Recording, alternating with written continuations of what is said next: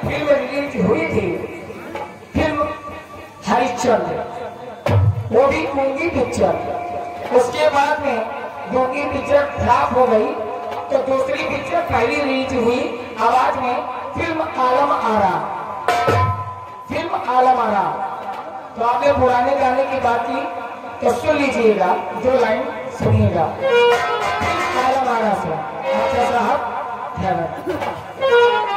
और होशियारी से केरल गायक है, केरल सहगल ऐसे गाना गाते थे पहले। इनको बेस मशीन ज्यादा नहीं थी जो आजकल चल रहा है साउंड सर्विस में। तो पहले कैसे गाते थे गाना सुनिए, तो लाइन उसके बाद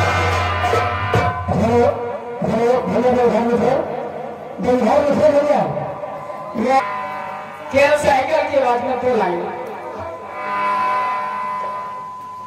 तो जब दिल ही टूट गए,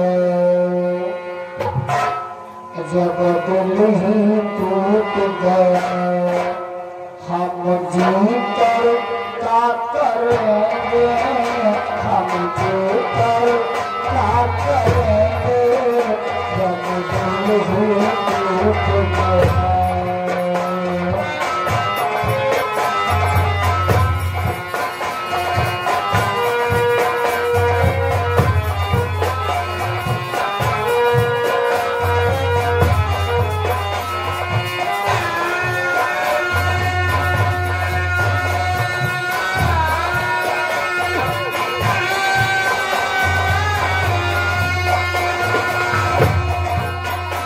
जब दिल ही टूट गया।